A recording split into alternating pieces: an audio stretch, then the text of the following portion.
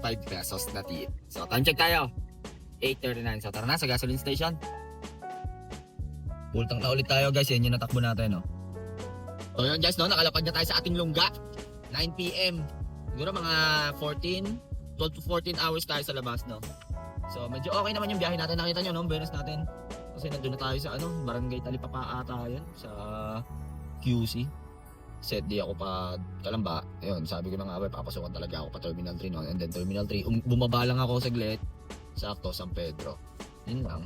Okay naman ang mga biyahe natin. Tsaka ang taas ng demand ng booking kanina, ha. Pagkasakay ng pasahero ko, may kasunod na agad kahit hindi ko pa na ibababa, kakasakay pa lang niya. Yun. Kasi nga umulan, yun, sinamantala ko lang din. Okay naman ang biyahe, okay naman. So ganun lang yung bago kong ginagawang diskarte mga paps, no. Ang ginagawa ko talaga, nagsiset din na lang ako pag rush hour para hindi masayang. So at least nakakapamili ako, no. Wala may oras kasi paps, mahirap talaga may oras, wala tayong magagawa. Kailangan na lang nating tanggapin ang katotohanan, no. So medyo pagod ako ngayon. 19 bookings pero worth it naman, nakakapagod din talaga, no. Tapos may mga nakuha tayong tip. Dami kong cancel, tapos nakuha pa natin yung incentives natin, no. So ito yung incentives natin, guys, oh. Ayun, oh. 1,450.32 rides Monday to Friday, yan. So buti na lang hindi bumagsak yung cancellation ko, no. Thanks Papa G. Monday ata ang kuha niyan, every Monday, ganun. Hindi ko lang sure, ha. Comment down below mga paps kung kailan ba binibigay yung mga natin.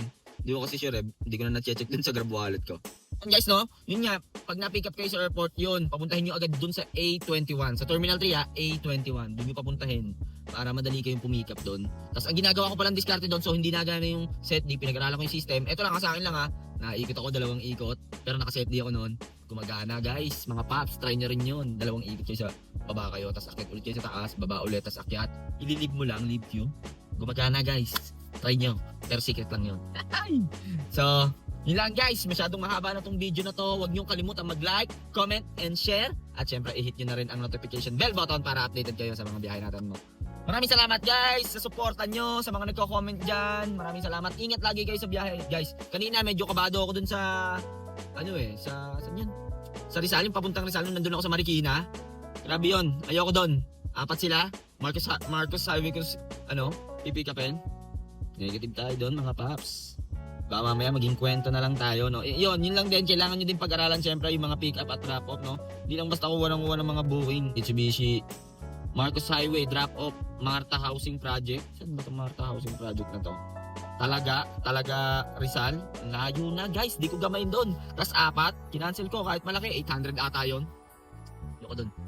Baka maging kwento tayo, no. So, yun lang guys. Aware